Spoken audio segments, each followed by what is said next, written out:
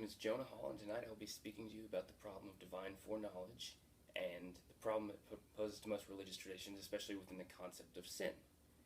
So, divine foreknowledge would be any knowledge that, say, a God would have of any or all future events. He has infallible knowledge that event X will happen.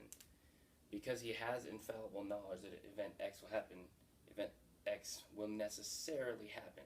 And if an event X happens necessarily, then this means that there's no possible combination of circumstances which could lead to event X not happening. It must have happened. There's no changing this. You can't, as I said, you can't change the circumstances. There's nothing you can do to prevent this. And indeed, if having the divine foreknowledge were to be the thing that somehow necessitated its happening, then the mere having happened, the mere possession of that divine infallible knowledge, then also makes it so that can't happen, because you can't change that they had that divine infallible knowledge, because you cannot change the past. The past is just a certain set of causes that have led you up into this moment. So once you acknowledge that this divine infallible knowledge necessitates certain things, it really raises the question of whether or not we can have free will. For us to have free will, it means that we have to be able to make our own choices independent of the world around us. But certainly, and no action made purely from free will can just be, it cannot be known with certainty prior to its happening. If I do something of my own free will, it means that I'm choosing to do this, and that I'm choosing to do this of my own accord, and that there's no prior circumstances that would lead me to be doing it or would be forcing me to be doing it. I chose this. But obviously, if God has the knowledge if God has this infallible foreknowledge, this divine foreknowledge, that Adam is going to sin, then Adam is going to sin necessarily. So necessarily, Adam sins.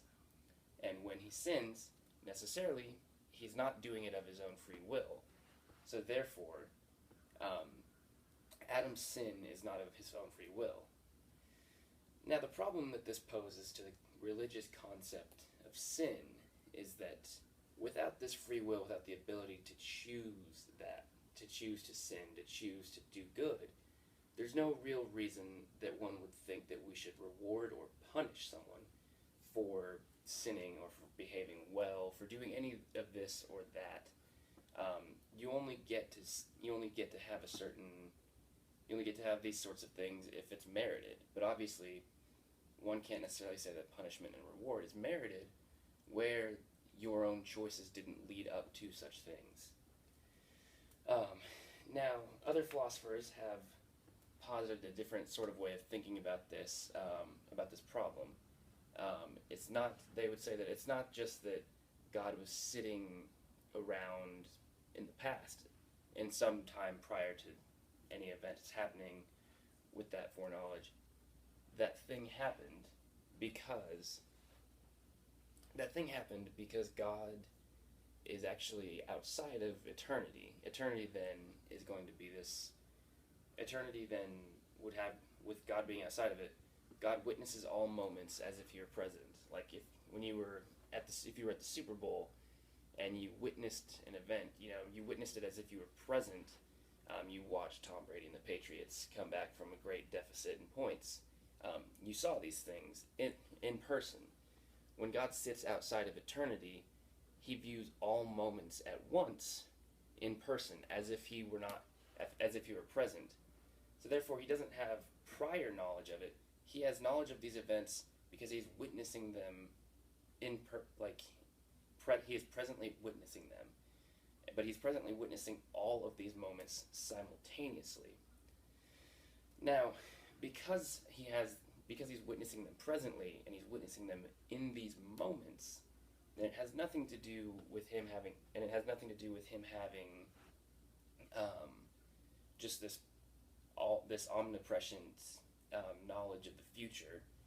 Then in fact, the actors in these moments do have free will and then can in some way be held responsible, can be rewarded, and they can be punished for their actions that would be either commendable or condemnable. Now, this concept of eternity presents more problems, such that